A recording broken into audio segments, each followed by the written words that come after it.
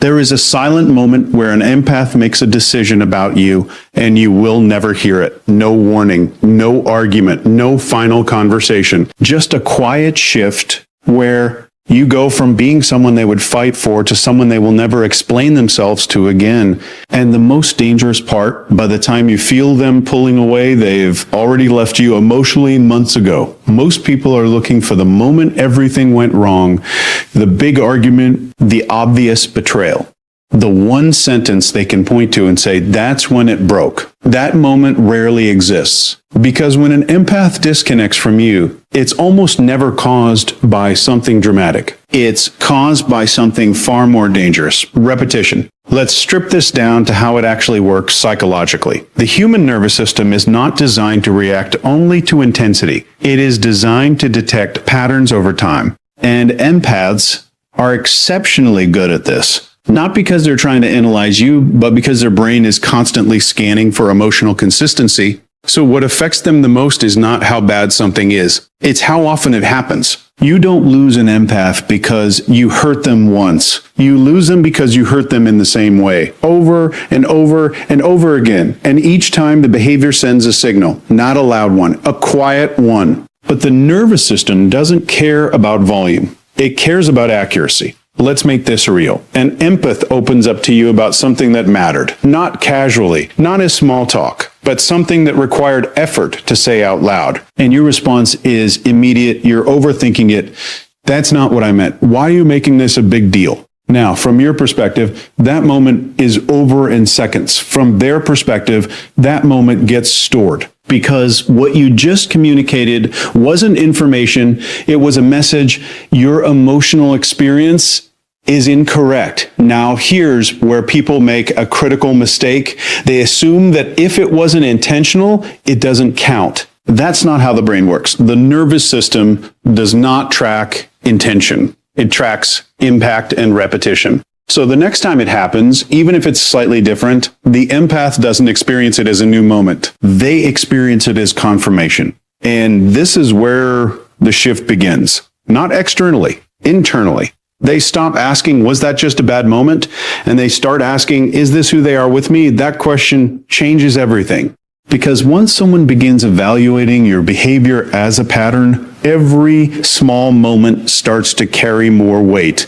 Now, let's go one layer deeper. There's a specific dynamic that accelerates this process faster than anything else.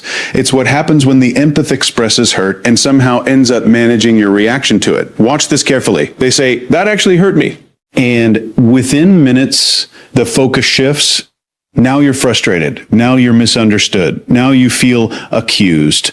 And what do? They adjust. They soften their tone. They explain themselves better. They start reassuring you until eventually they're the one apologizing, not because they were wrong, but because the emotional pressure in the room became too heavy to hold. That moment right there, that is one of the most damaging patterns that can exist because it teaches them something very specific. When I express pain, I create more pain. So what do next time? They say less. Not because they don't feel, but because they've learned it's safer not to share it. And now the repetition continues, not just in your behavior, but in their silence. And this is where people get blindsided. Because from the outside, everything looks fine. There's no conflict, no arguments, no visible tension. But what you're actually seeing is a relationship where one person has stopped being real. They are still present, but they are no longer fully there. And the reason is simple. Their nervous system has gathered enough data to reach a conclusion. Being fully myself here is not safe. That conclusion doesn't come with emotion. It comes with clarity. And clarity is what makes it irreversible if ignored. Because once someone stops trusting that their inner world will be received correctly, they stop offering it. And once that happens, you are no longer in a deep relationship with them. You are interacting with a controlled version of them. Now, here's the part that most people don't want to hear. These patterns don't require cruelty. They don't require bad intentions. They only require unawareness and consistency. You can care about someone and still train them to disconnect from you. You can love someone and still repeatedly invalidate their experience. And if the pattern doesn't change, the outcome won't either, because at some point, the empath stops hoping each moment will be different. They stop giving you the benefit of the doubt. They stop translating your behavior into something more generous. And instead, they accept the pattern exactly as it is. That's the moment the relationship actually ends, not when they leave, not when they say goodbye, but when the repetition becomes so clear that it no longer needs to be questioned. And once something no longer needs to be questioned, it gets acted on. Quietly, without warning, without explanation. Because by then, they've already explained it to themselves enough times. Most people believe that when someone is done with a relationship, they leave. They expect a clean break, a conversation, a visible ending. That's not how it happens with an empath. An empath doesn't leave all at once. They disappear in stages. And if you don't understand these stages, you will completely miss what's happening right in front of you. Let's break this down clearly. The first stage is almost invisible. They stop correcting you. This is the moment where something shifts. Internally, before, when something felt off, they would speak. They would try to explain how your words landed. They would try to fix the misunderstanding. They would try to restore connection. Now, they notice the same behavior and say nothing, not because it didn't affect them, but because they've learned something very specific. Explaining myself doesn't change the outcome. That realization is dangerous, because communication is the lifeline of any relationship. And the moment someone stops trying to be understood, they are no longer investing in fixing anything. They are observing quietly. The second stage is where it becomes more structural. They stop sharing their inner world. This is not obvious at first. They still talk to you, they still respond, they still show up in conversations. But pay attention to what they share. It becomes surface level, safe topics, neutral updates, things that require no vulnerability. What disappears are the things that actually matter. The ideas they were excited about, the fears they were carrying, the moments that required trust to reveal, those don't come to you anymore. They get redirected, either inward or towards someone else who feels safer. And here's what most people misunderstand. This is not distance. This is protection. They are not pulling away randomly. They are adjusting access to themselves. You're still getting a version of them, just not the real one. Now we move into the third stage. This is where the emotional shift becomes measurable.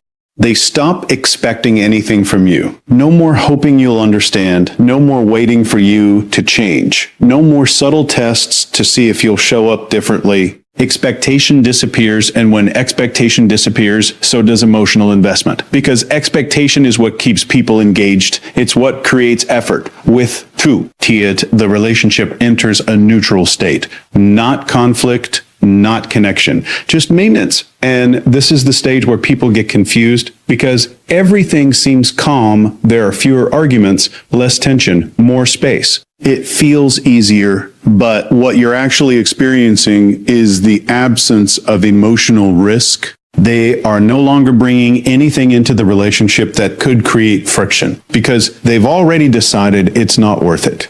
Now here's the final stage. And this is the one almost no one recognizes until it's too late. They detach emotionally while staying physically present. They're still there. They still sit across from you.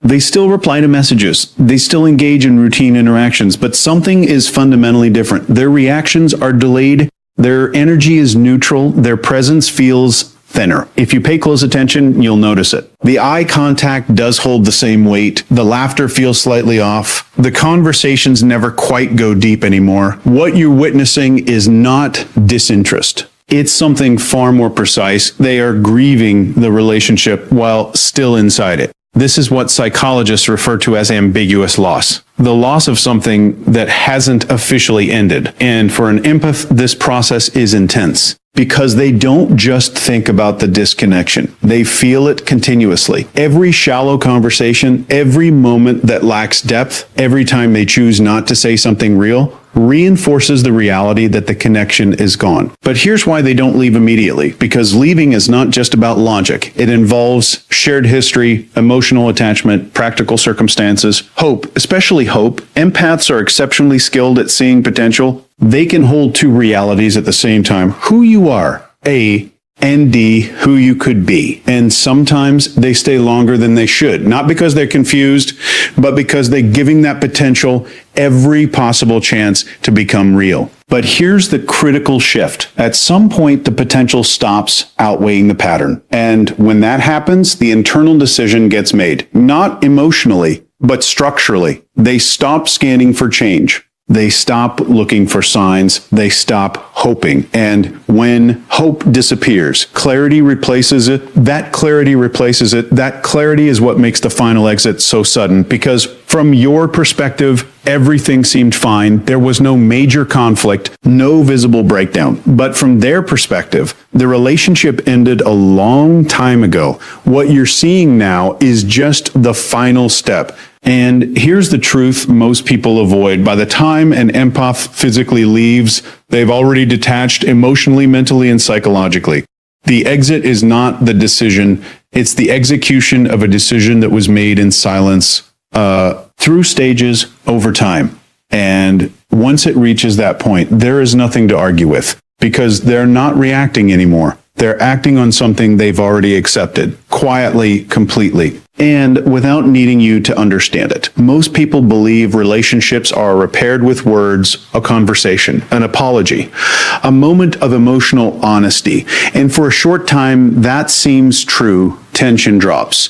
Things feel lighter. There's a sense that progress has been made. But with an empath, that relief is temporary, because they are not measuring what you say. They are measuring what you say. They are measuring what you repeat. Let's get precise. An apology is a verbal event. It lives in language. It exists in a moment. It addresses the past. I'm sorry I hurt you. I didn't mean that. It won't happen again. Those statements feel meaningful. But from a neurological standpoint, they don't actually resolve anything, because the nervous system does not update its sense of safety through promises. It updates through predictable behavior over time. And this is where most people fail without realizing it. They apologize sincerely, but they return to the same patterns.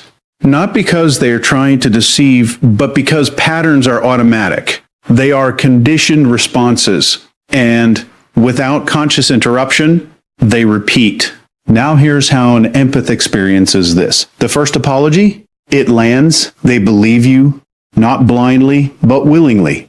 Because empaths are wired to understand, to give space, to interpret your intentions generously. The second apology, it still lands, but with a slight hesitation, because now there's a memory attached to it. The third, something changes, not dramatically, but enough, because now there's a pattern forming. Behavior, apology, same behavior, and at that point the apology stops functioning as repair. It starts functioning as a reset button, a way to return to zero without changing what caused the damage. And the empath sees this, even if they don't say it out loud, because what they are tracking is not your remorse, it's your consistency. Now let's define something clearly. There is a difference between apology and repair. Most people think they are the same thing. They are not even close. An apology is acknowledgement. Repair is adjustment. Repair is adjustment.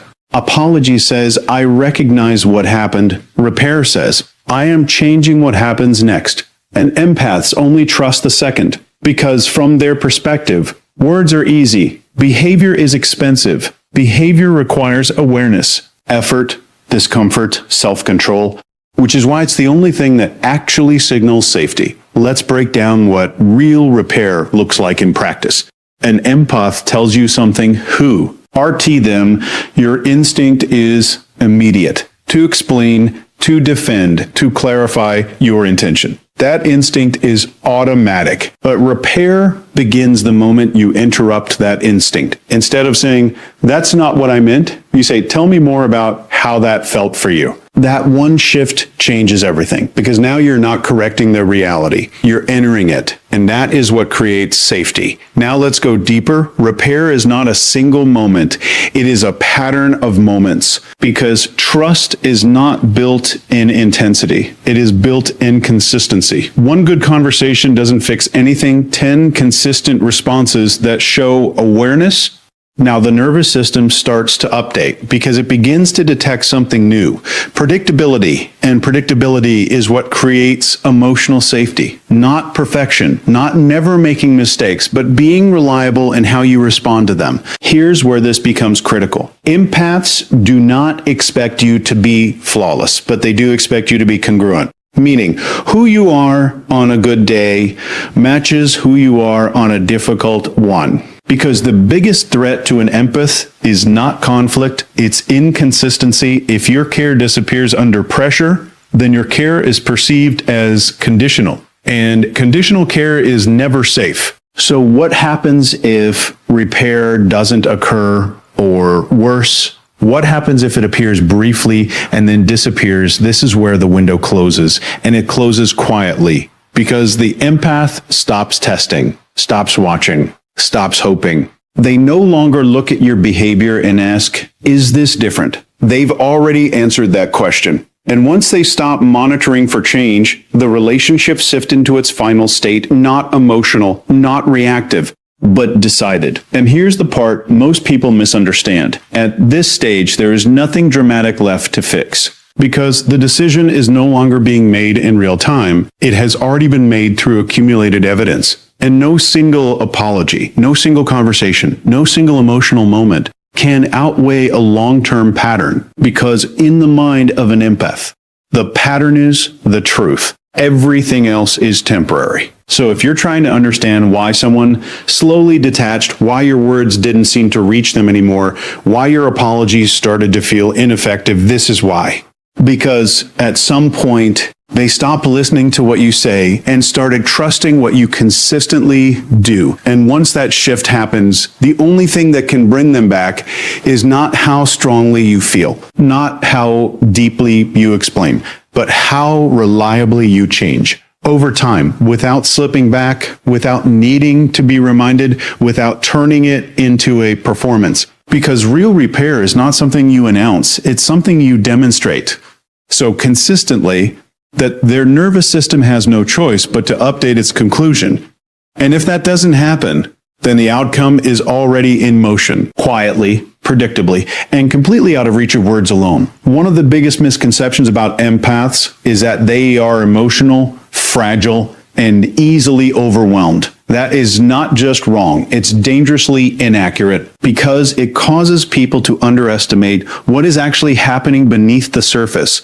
An empath is not someone who reacts impulsively to emotion. An empath is someone whose nervous system is constantly collecting, processing, and analyzing emotional data in real time. They don't just feel more, they notice more. And what they notice more and what they notice they remember. Let's get specific. Every interaction you have with an empath is being registered on multiple levels, not just your words, but your tone, your timing, your micro expressions, your inconsistencies. When you say I'm fine, but your energy shifts, they log it. When your behavior doesn't match your words, they log it.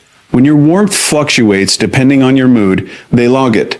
Not consciously, not like they're keeping a written record, but neurologically. This is pattern recognition, and it's happening automatically because their brain is wired for attunement. Now, here's where people misunderstand this ability. They think empaths are reacting emotionally to each moment. That's not what's happening. What's happening is accumulation. Each moment is a data point. Individually, it may not seem significant. But over time, those data points begin forming patterns. And once a pattern becomes clear, the empath doesn't guess anymore, they conclude. Let's walk through what that looks like in reality. The first time something feels off, they question it. Maybe I misunderstood. Maybe they're just stressed. Maybe I'm reading too much into this. Notice the direction of that thinking. They don't assume the worst about you. They assume they might be wrong. That's important because it means they are actively protecting your image in their mind. They are giving you the benefit of the doubt. Now, the second time it happens, they still stay open, but there's a slight shift. They start comparing, okay, this feels similar to before. Still not a conclusion. Still flexible. Still generous. By the third, fourth, fifth time, something changes. Now it's no longer about isolated incidents. It becomes a question of consistency. And consistency is what the brain trusts because patterns reduce uncertainty. So the empath starts asking a different question, not why did this happen, but why does this keep happening? That question is the turning point because now they are no longer analyzing moments. They are analyzing you, your behavior, your emotional patterns, your reliability. And here's the critical part. They are doing this quietly. There is no announcement, no confrontation, no moment where they sit you down and say, I am now evaluating the long-term consistency of your behavior. It happens internally. And once the pattern becomes clear enough, the brain does what it is designed to do. It protects. Now, protection for an empath does not look like aggression. It does not look like immediate withdrawal. It looks like adjustment. They start giving less vulnerability, less openness, less emotional access, not as punishment, but as calibration. They are aligning their investment with what feels safe. Now, here's where people make a serious mistake. They interpret this adjustment as mood or distance or something temporary. They think they're just off today. They'll come back to normal. But what's actually happening is far more precise. The empath is recalculating the relationship in real time based on the data they've gathered. And here's the part that requires honesty. Once that recalculation reaches a certain threshold, it becomes a decision, not emotional, not reactive, but measured. This is not safe for me. This is not consistent. This is not changing. And once a conclusion like that is formed, it is extremely difficult to reverse because it wasn't built on a single moment. It was built on a pattern of evidence. Now let's address something most people don't want to face. This entire process can happen without you realizing anything is wrong because, from your perspective, nothing major happened. No big fight, no dramatic conflict, no clear breakdown. But from their perspective, there were dozens of moments.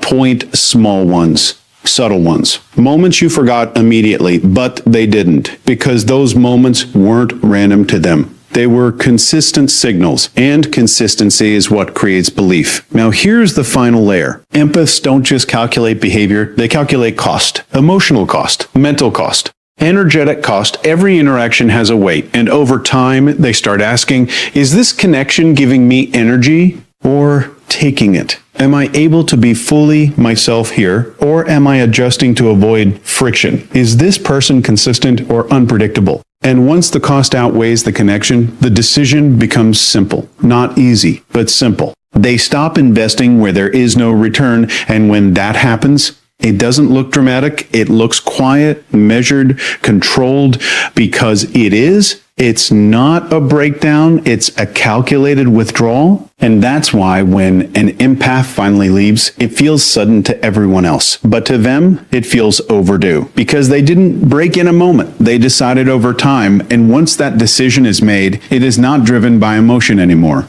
It is driven by clarity. And clarity doesn't argue. It acts. Let's make something very clear. What you experienced wasn't random. It was neurological. Empaths operate through heightened mirror neuron activation, which means they don't just understand emotions, they absorb them. So when you avoid discomfort, they carry it. When you suppress tension, they process it. When you deflect responsibility, they internalize it. Over time, this creates an imbalance where you feel lighter and they feel heavier. That imbalance is unsustainable. Now here's where it gets dangerous. Most people unintentionally train empaths to abandon themselves. How? Through 3 patterns. 1, emotional outsourcing. You shift your discomfort onto them. And once people suck at setting goals. 2, conditional warmth. You're kind when they're easy, distant when they're real. 3, subtle reality denial. You question their perception just enough to make them doubt themselves. None of this requires bad intentions. But the impact is the same. They slowly disconnect from themselves until one day they choose themselves over you. And when that happens, they don't announce it because they have already learned explaining themselves never changed anything. So instead, they change their availability. That's why the only thing that can stop this process is not emotion. It's behavioral consistency over time. Because trust to an empath is not built through words, it's built through predictable safety. And once that safety is gone, they don't chase it, they replace it. Empaths don't disappear because they stopped loving you. They disappear because they finally started respecting themselves. And once that switch flips, you're not competing with other people anymore. You're competing with the peace they feel without you, and peace wins every time.